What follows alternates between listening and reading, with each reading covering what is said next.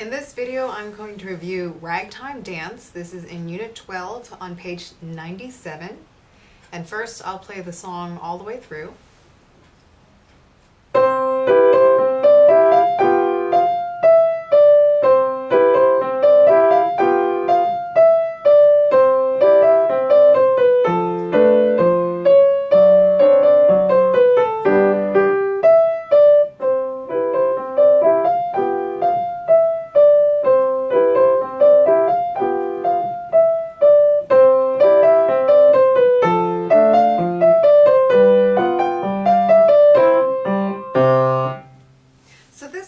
We're going to concentrate on a couple of things.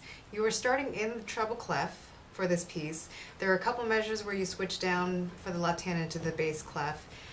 The right hand, the key thing with this piece is reviewing syncopation. Notice that the rhythm in measure 1 and 2 and 3 and 4, and there is a tie on to beat from the end of beat 2 into beat 3. 1 and 2 and 3 and 4 and 1. Your left hand does play on beat 3, so practice that coordination very slowly as you're putting hands together. Here's measure 1 under tempo. 1 and 2 and 3 and 4 and again 1 and 2 and 3 and 4 and. One thing you can do is always just practice the left hand as a blocked chord. 1 and 2 and 3 and 4 and. If that's easier to start putting hands together. Notice lines 1 and 3 are identical, so work in smaller chunks. The only thing that happens in line 3 is that it's piano versus mezzo forte, so the dynamic level should be different.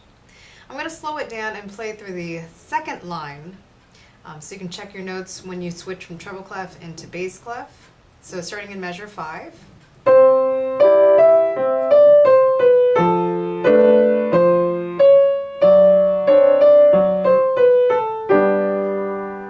From there on, you go back into the treble clef in line 3, just like the song started. The last line, again, you go down to the bass clef, and you end in the bass clef. So practice hands separate, practice in smaller chunks, work on just getting that timing down with the tie in the right hand and then the left hand playing on beat 3. I'll play through it again, and I'll slow it down a little bit than the first time I played it through. If you're playing along, I'll count it off. 1 and 2 and 3 and 4 and.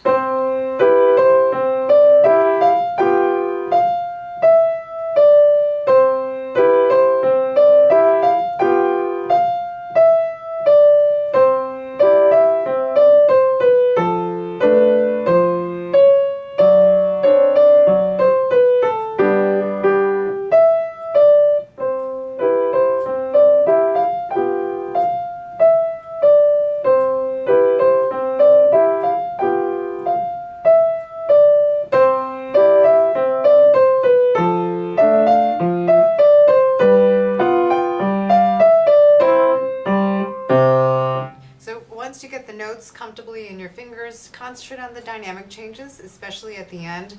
The first 2 lines are all mezzo forte. The second half of the song, you start off piano, and then you crescendo to the very end of the piece, which is marked forte.